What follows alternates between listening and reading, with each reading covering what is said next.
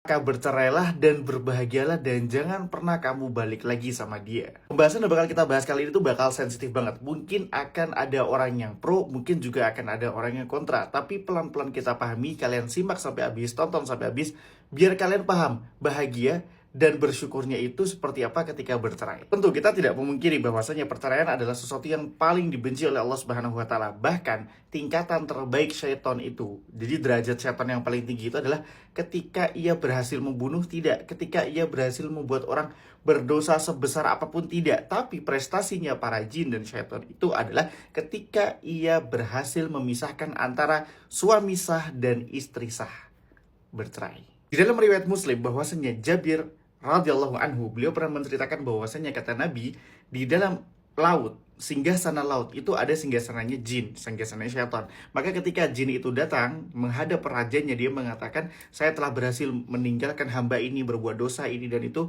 ya sudah biasa saja. Tapi ketika jin yang satu ini mengatakan, saya berhasil memisahkan antara suami dan istri, maka apa kata raja jin? Kamu yang paling hebat di antara jin iblis yang lainnya. Dan asal kalian tahu, hadis ini sahih, diriwayatkan oleh Imam Muslim. Namun yang perlu kalian tahu, perceraian itu bukan terobosan ataupun opsi untuk menyelesaikan masalah. Perceraian adalah jalan terakhir dari buntunya semua jalan. Ketika memang sudah tidak bisa dipertemukan, sudah tidak bisa didamaikan, di dalam akad nikah disampaikan, imsakil bil ma'ruf atau tasrih bil ihsan, kau pergauli dengan baik atau kau lepaskan dengan baik pula. Nah, ketika semua permasalahan, semua jalan sudah ditempuh dan memang tidak ketemu, maka kalau memang harus bercerai, maka cerailah dengan cara baik-baik. Namun, tidak boleh kalian memutuskan untuk kalian berbahagia ketika kalian bercerai, tidak.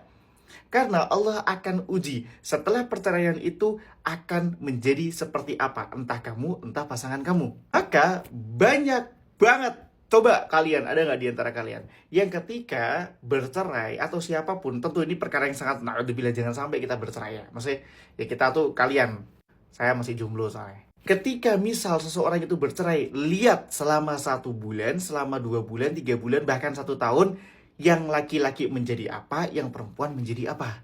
Kalau ternyata sebab perceraian ini menjadikan yang laki-laki makin taat, Masya Allah, tabarakar rahman, menjadi pribadi yang Masya Allah mantap banget. Dan ternyata yang perempuan itu bener-bener makin gak bener, makin membuka auratnya dulu sama suaminya, hijrah, Masya Allah, tabarakallah. Ketika sudah bercerai, istrinya jadi suka ke diskotik, ke klub malam, pulang malam mabuk-mabukan. Maka berbahagialah atas perceraian itu, karena sejatinya Allah menunjukkan jalan yang terbaik untuk kamu. So teman-teman semuanya, kalian wajib banget ngerti hal ini. Tidak perlu balik kepada pasangan ketika Allah sudah menampakkan, ketika Allah sudah menunjukkan sifat aslinya. Dan sifat aslinya adalah ketika berpisah dengan kamu, dia seperti itu.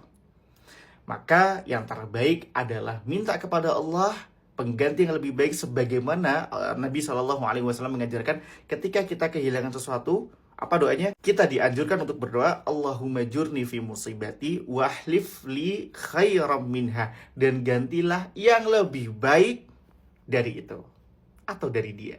Semoga bermanfaat. Barakallahu fikum.